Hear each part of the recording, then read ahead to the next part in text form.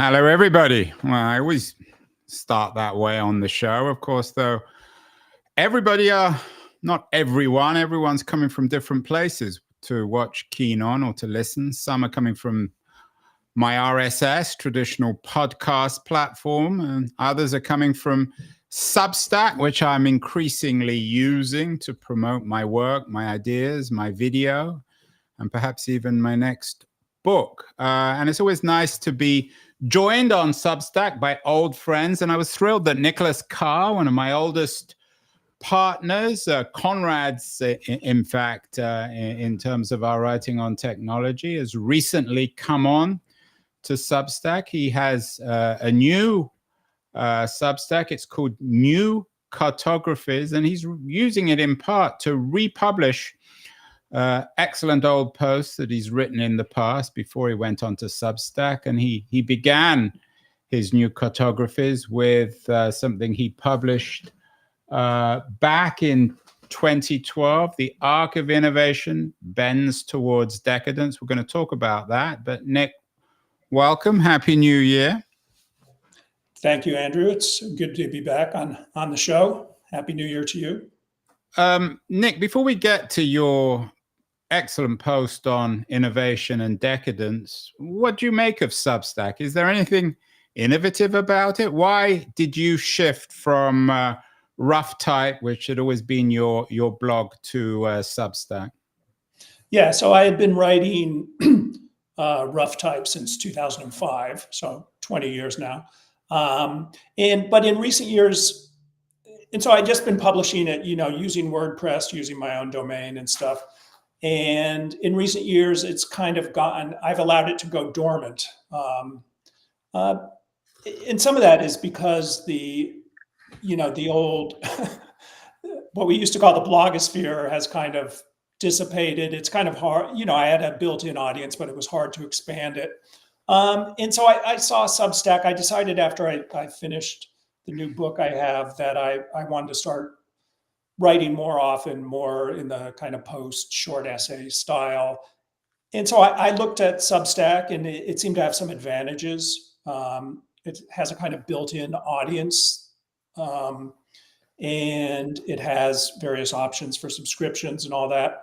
So I decided to give it a try. But really, to me, I approached it as a new technology platform for blogging, for personal publishing, and wasn't really aware that it also has this social media side to it, which I'm less used to and so far less enamored of. But as a publishing platform, it has certain advantages, I think. Well, ironically, your new book, Super Bloom, which you're going to come on later in January or maybe in February to discuss, is a book about social media. So, Nick, let's get back to this wonderful essay that you wrote back in 2012, The Arc of Innovation Bends Towards Decadence, of course, borrowing that language from the famous speech by MLK. Did you mean that satirically or literally? I meant it provocatively. So I'm kind of pushing the idea to its further limits. But I do think there is in the essay. I do think I make the case that that innovation has tended to move toward what we might define as decadence, as self-involvement, kind of. So, and of course, that word decadence is itself, maybe, I'm not sure if it's a decadent word, but it's certainly a word that people use often without really knowing its meaning. So I did a little bit of snooping around on the internet, which you and I both love. And there was an AI overview of decadence from our friends at Google, who suggested that decadence is a noun that means a decline in quality or strength, or a tendency to give in to one's desires for comfort and pleasure. Is that what you mean by decadence, a kind of self-indulgence? Yes. In that definition you just read, it's trying to bring together both the personal meaning of decadence, which I think is kind of obsessive self-indulgence, mainly through seeking pleasure. But then there's a societal meaning that is more, I think, about enervation, about a kind of loss of spirit, loss of optimism. And so I think I'm referring to both of those things. What I'm trying to do in the essay is link personal desire to forms that innovation takes. And so both of those meanings, I think, are important. You begin the essay, you build the essay around a quote from Robert Gordon, who wrote a book about the history of technology, asking, if you could choose only one of the following two inventions, indoor plumbing or the internet, which would you choose? It's a provocative question. And I think, oddly enough, when you ask most people, they would choose the internet over indoor plumbing. Why is that an important quote, Nick? It's very funny, because back in 2012, when I wrote this, and the quote comes from a paper that Gordon wrote in 2000, the year 2000, it was a rhetorical question originally. And even, I think he assumed that most people would obviously choose indoor plumbing over the internet in 2000. And even in 2012, I meant it as a rhetorical question, that obviously people would choose indoor plumbing. I think, as you point out, it's changed today, 12 years, 13 years later.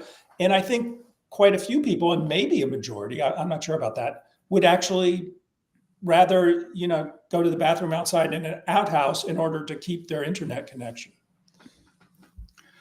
On this innovation issue, obviously the internet, and you've written about it extensively. You're one of the most distinguished, I think, writers on the history of the internet and its implications for society and politics. Does it get used differently? In terms of this arc of innovation bends towards decadence, it might in the US, which is a pioneer in some ways of technology, but is that as true perhaps in China or India or other countries outside the United States? So does it depend on the broader culture, or does the arc of innovation, in your view, always bend towards self-indulgence, to what we think of as decadent? Yeah. Well, let me back up and just introduce the idea a little bit, because I'm building on Abraham Maslow's famous hierarchy of human needs, which is, back from 1950s, 1960s. And he made a fairly simple point that what human beings desire evolves over time. So at first, human beings desired, just to fulfill their basic physiological needs, to stay alive, to find food, to find shelter. Once they had that figured out, then that freed them to move up to desiring safety and security, and starting to build social institutions and stuff that would grant that to them. And then once you have safety and security, you start to think about love and belonging, and having relationships with other people. And once you get through that, then you start thinking about self-esteem, about yourself as an individual and what you need. And finally, in Maslow's hierarchy, he reaches self-actualization, which he saw. Yeah, and he calls it technologies of the self on his famous pyramid. Yeah, well, that's my pyramid. And so I'm saying that if you think about innovation, what innovation follows human desire. What we want to make, what we want to create, is things that fulfill our desires. And so if you take Maslow's hierarchy that moves from kind of physiological needs to psychological needs, you can also say that that's the same route that innovation will take, because innovators want to fulfill the needs of people. So as we've moved up from, desiring, we've gone from what I call technologies of survival, things like bow and arrows, basic weapons, chisels and stuff, to technologies of social organization, think like cathedrals, to technologies of what I call prosperity, energy systems, transportation systems, communication systems, to technologies of leisure, television, consumer goods and services, appliances. And finally, you get matching Maslow's top area of self-actualization, you get what I call technologies of the self. So I'm arguing that as a society becomes more prosperous and basic human needs are fulfilled, people start to think about themselves, and innovators start to create innovations that fulfill these needs, human needs for self-expression, and ultimately, I think, forms of decadence. So yeah, that will change depending on the culture and the society, and how prosperous it is, what the shape of its economy is. So it's not, but I will say that as societies become more prosperous, you'll tend to see this shift in the focus of innovation toward fulfilling personal needs and even kind of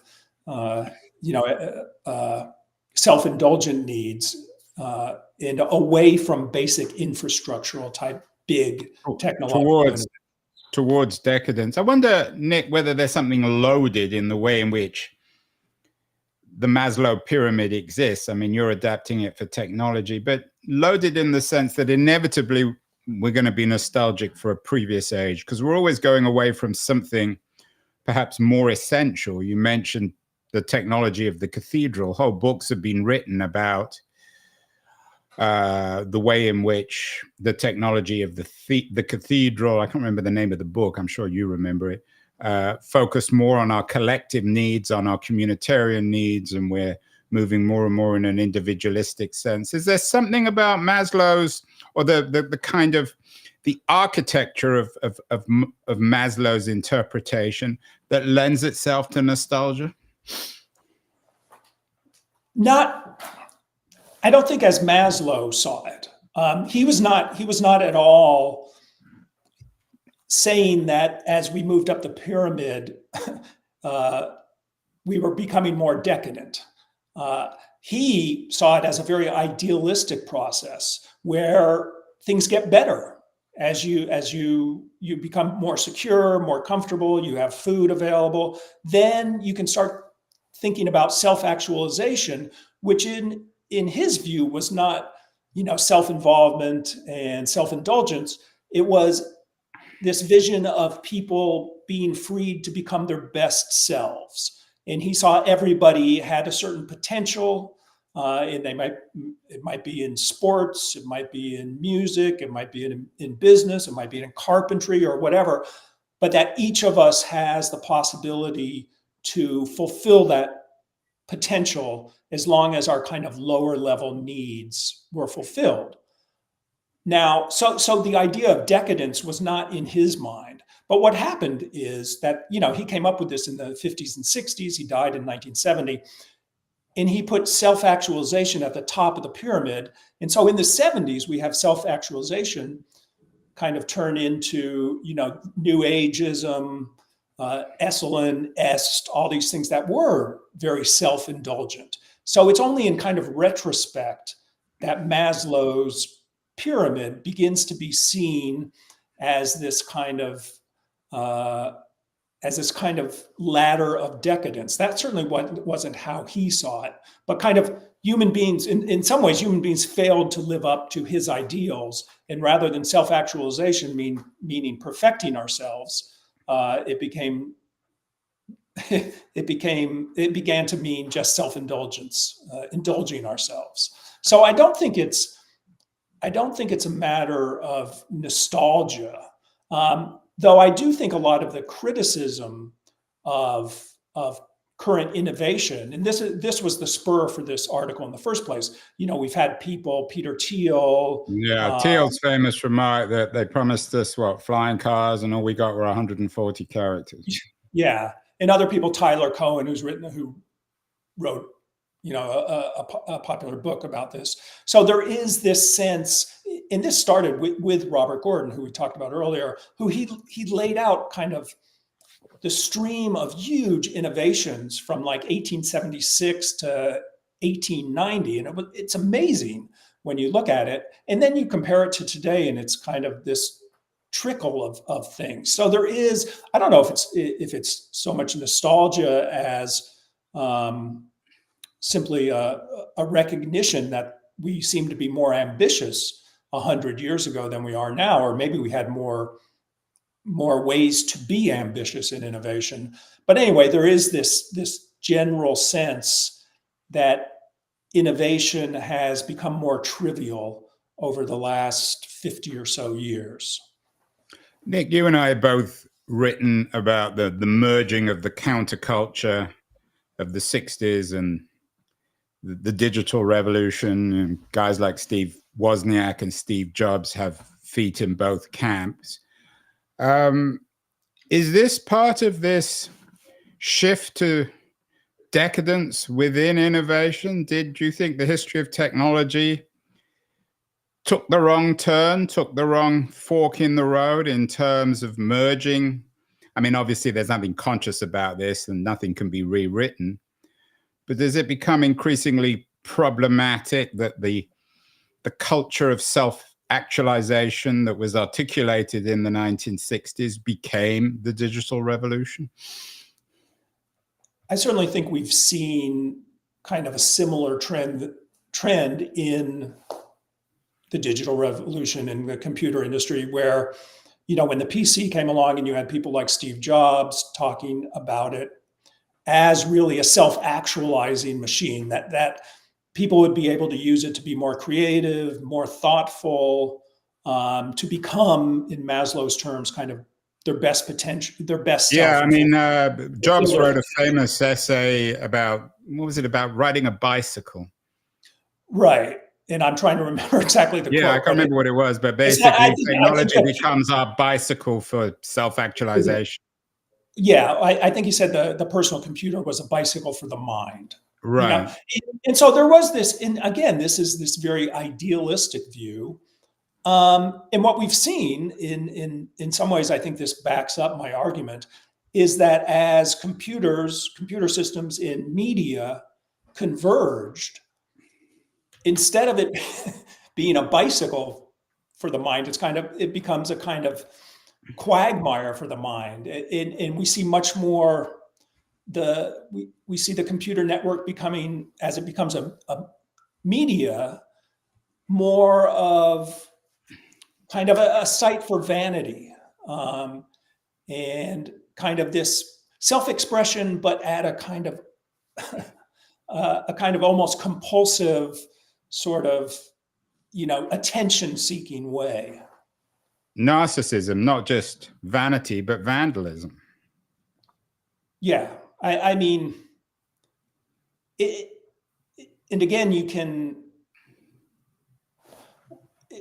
this is one of the subjects of the new book, and I know we'll be talking about that late at some other point, but there is this kind of,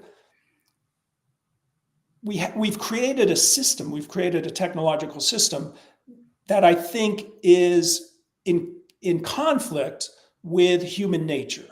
And instead of bringing out the best in us, it tends to bring out the worst in us.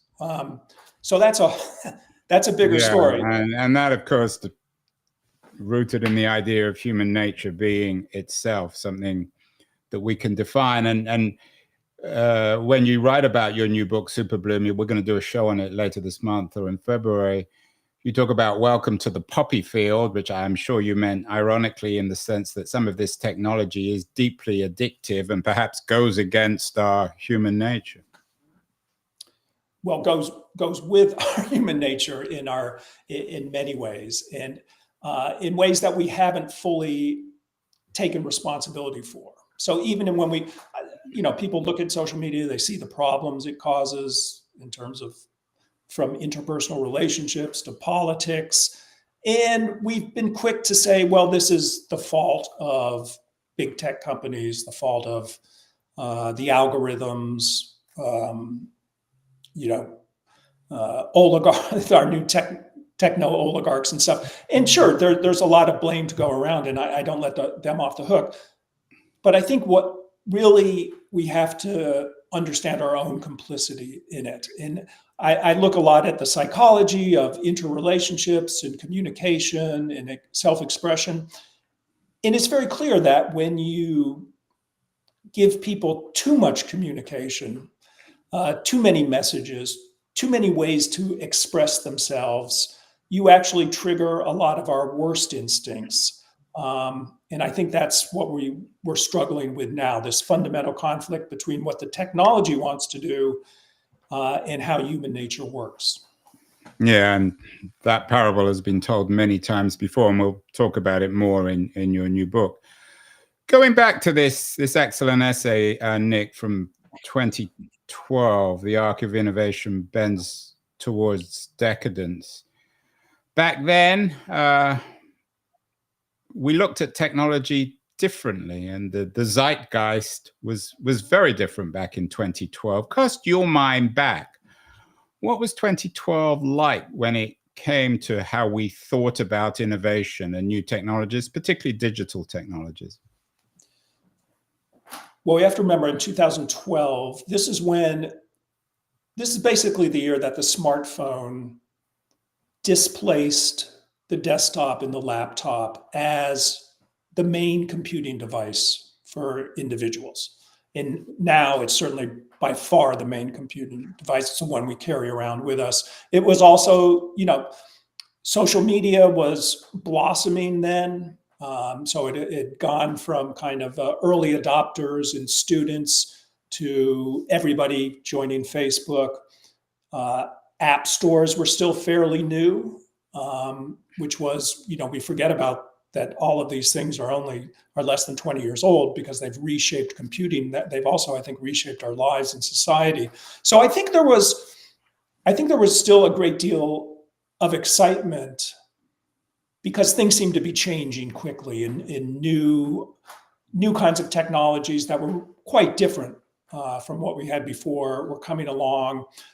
I also think that we had begun to feel a certain trepidation about technology. So it was very different from, 10 years earlier or 15 years earlier when the internet truly seemed like it was going to bring, some kind of utopia, democratic utopia to media and to politics and everything else. So I think there was still in 2012, there was still a great deal of excitement in this sense of exploring something new, in a great deal of hope, even for things like Facebook, which seems strange now in social media.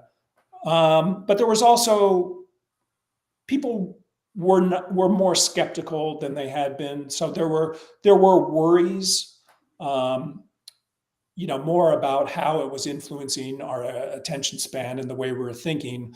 I think we were still very optimistic about the social implications, this sense that we'd all be able to talk with each other, we'd all be able to express ourselves, we'd overthrow the media gatekeepers, and this would lead to a more democratic media, but also a more open, pluralistic, more understanding society. So 4 or 5 years later, that all changed again. Yeah, and it's interesting. I think it's probably more than coincidental that you wrote this in 2012. Social psychologists like Jonathan Haidt have noted, and he's not alone in noting this, that in 2012, there was a sharp decline in people's self-confidence, a massive rise in what he calls our age of anxiety. It's hard to remember exactly why 2012 was different from 2011 or 2013.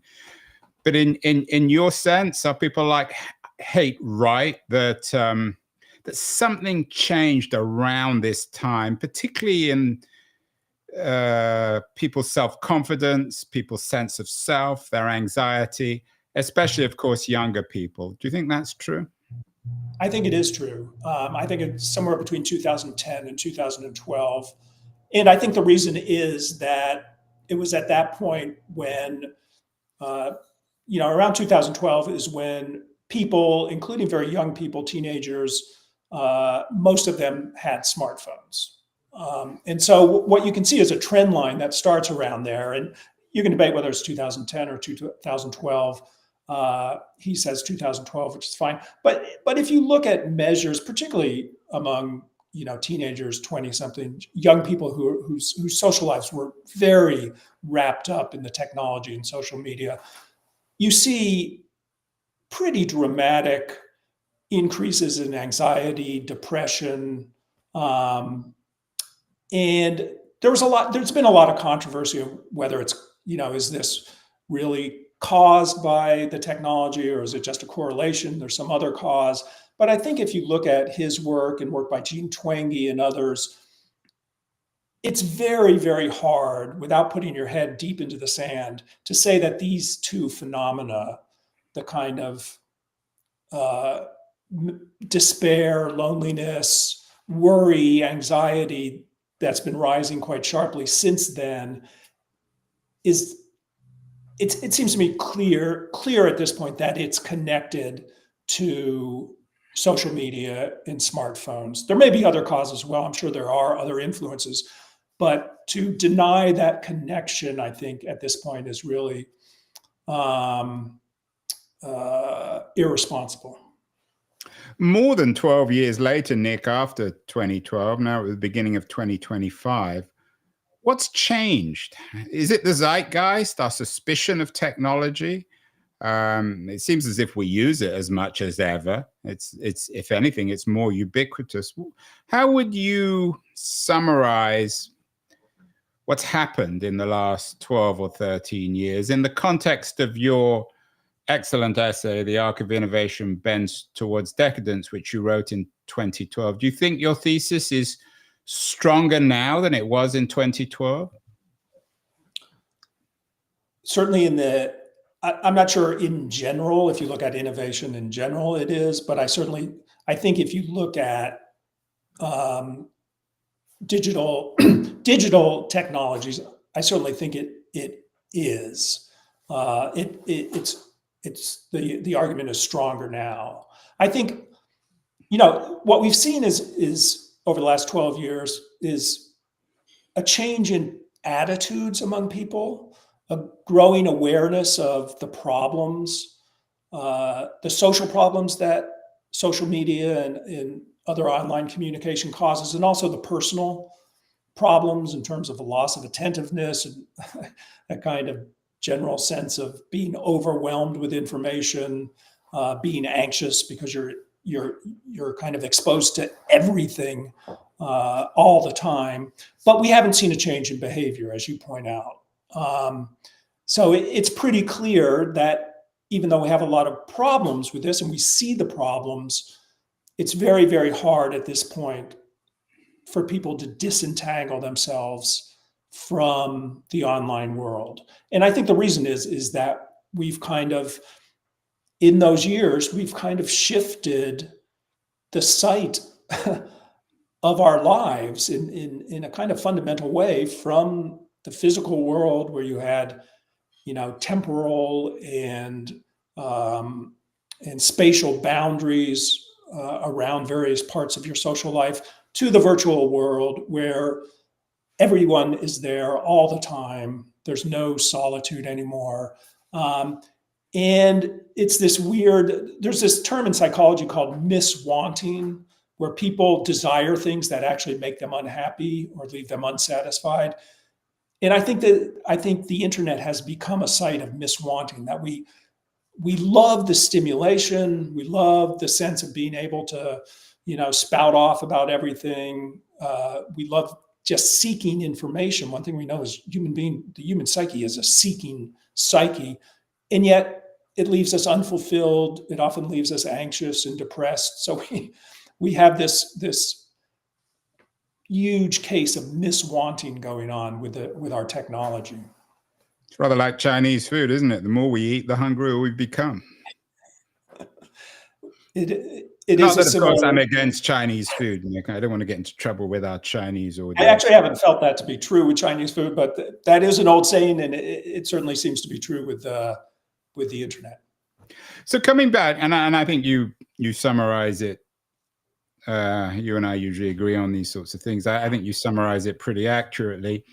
Coming back to your essay in 2012, The Arc of Innovation Bends Towards Decadence, I wonder whether we could argue that today we're increasingly living, not just in technological, but political, cultural terms, in a decadent age. The Wikipedia entry for decadence talks about postmodernist connections to decadence. There's a very strong postmodern quality, I think, to the internet.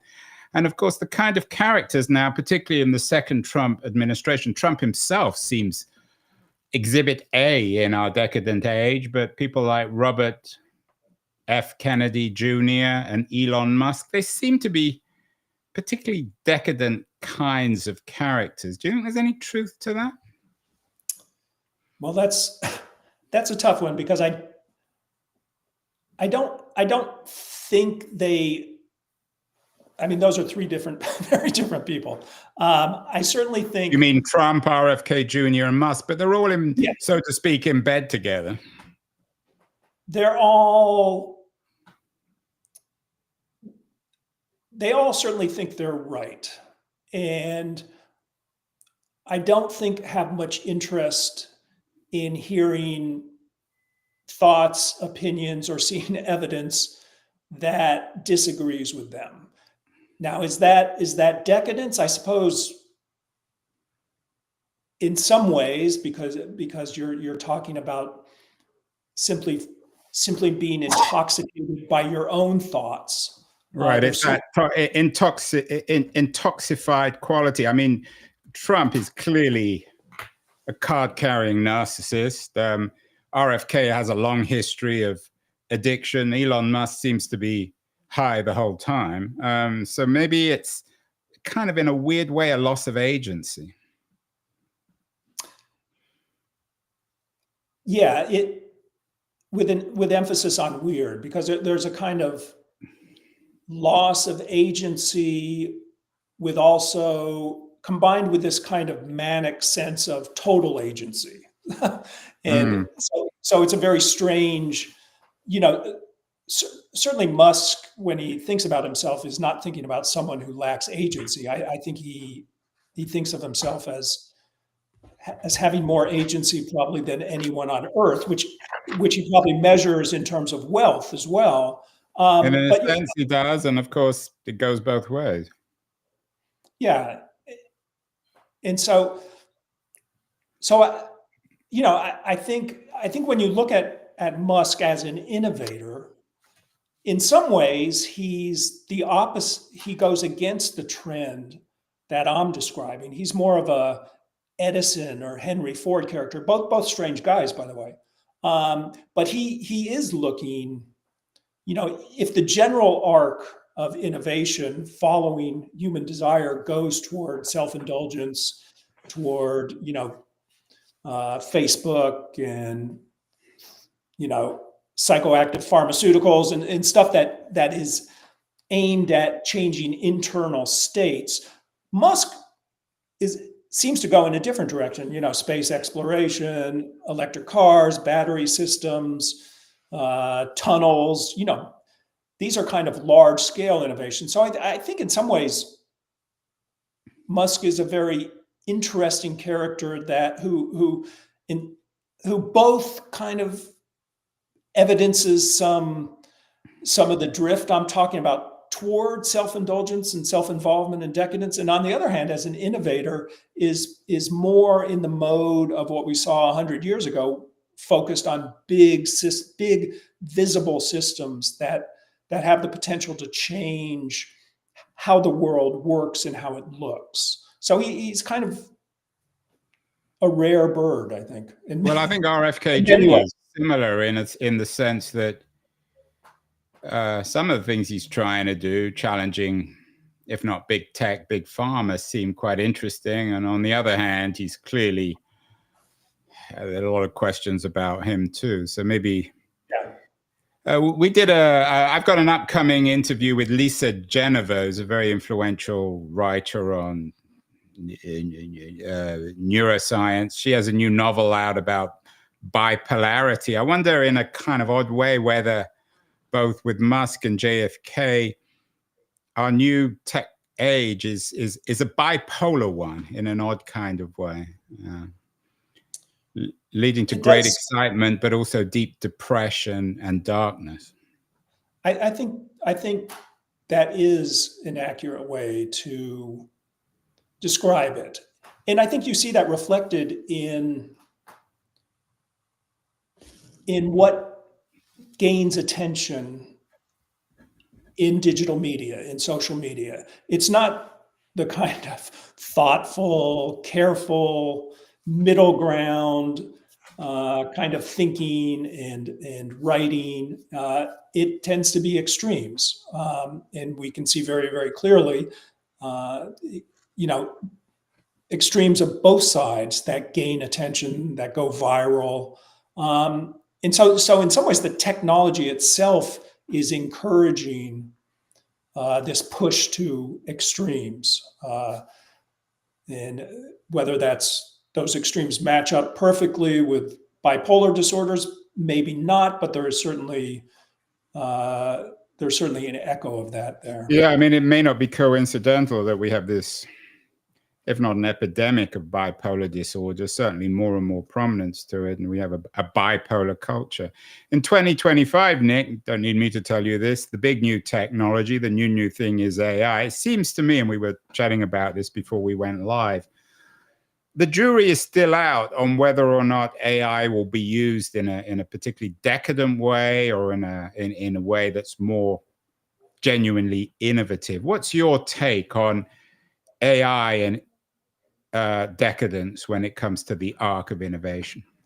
Yeah, you're right, and I totally agree that it's very, very hard at this point to see how all of this is going to play out, and there's lots of different frontiers going on. But I do think if you look at AI in the form of chatbots, ChatGPT and stuff, large language models, automating human expression, basically, then I do think there is a fundamentally decadent quality to that. I think back, there's that famous quote from a French playwright, I think in one of his plays, where one of the characters says, "As for living, our servants will do that for us," which is kind of a perfect enunciation. I don't know that quote, but it sounds brilliant. Yeah, I think it's Villiers or something. A perfect kind of enunciation of decadence. And you could say something similar when you think of people, and I think this is happening, we know this is happening all over,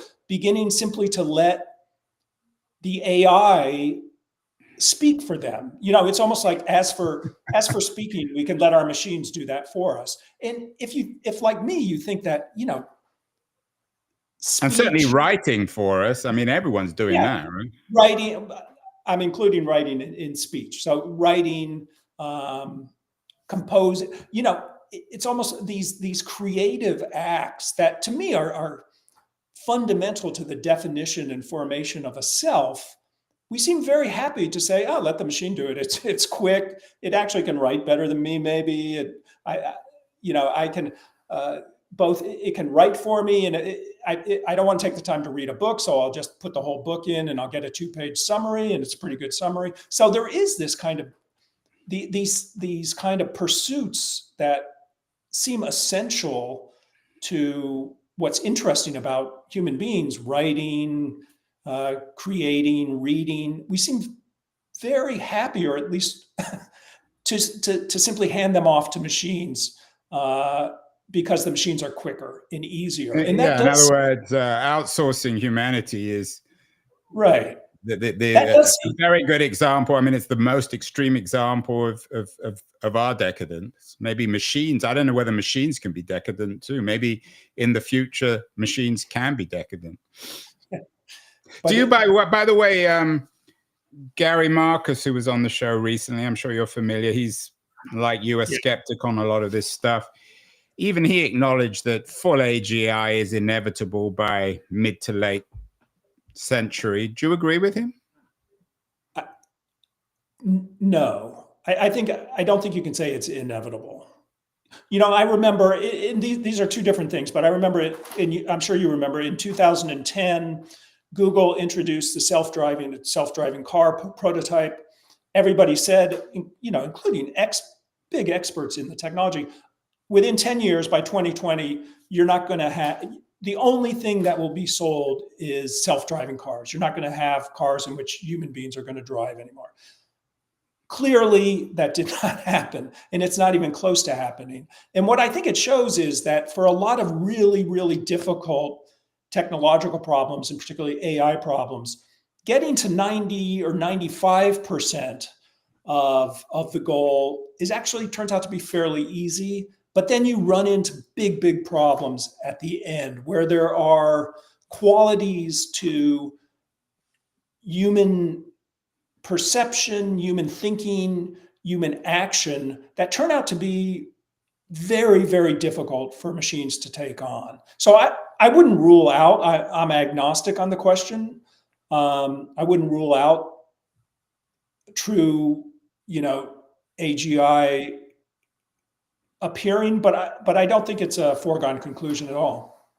Yeah, and you wrote about this. One of your lesser well-known books, which I really enjoyed, was the glass cage automation and us, which you wrote in 2014, just after, of course, your essay. So you've written about this before. Nick, couple more quick questions, and I know you got to go. So what could AI or what should AI be used for that isn't decadent? How can AI help us? How can it be genuinely innovative, in your opinion? Well, easy question. The line between those two things is very, very fuzzy, but I do think that one thing AI can do is challenge our preconceptions. It can give us another important input to our thinking, and one that often will challenge our instincts. But I think what's important is to see it as an input rather than as the answer. And so I think I think we'll see, and again, I have no idea how this is going to play out, but I do think we're going to see big changes. The question is, will we be lazy and simply let the machines do our thinking and speaking and writing and reading for us? Or will we go back to kind of the Steve Jobs view of technology being a bicycle for the mind and see it as something that we can work with, but aren't dominated by?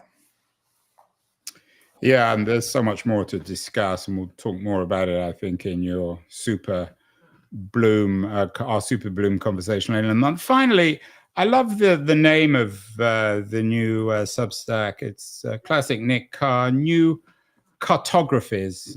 You're talking, of course, about maps. Back in the 18th century, I think Spanish cartographers drawing North America. Imagine California as an island. Today, we're, of course, confident that our version of America, where California is not off the coast, is accurate.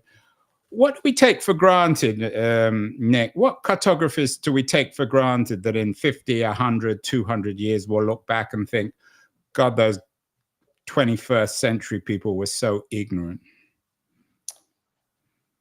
Well, I think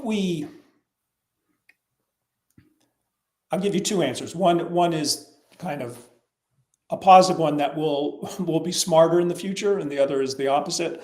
I think we might come to understand that with computers in particular, we came to believe that they could do everything for us, that they were the all-purpose tool for all human activities, human thoughts. And they kind of shaped, to put it in a kind of cartography form, they kind of shaped the landscape of our thoughts and even our actions and our perceptions.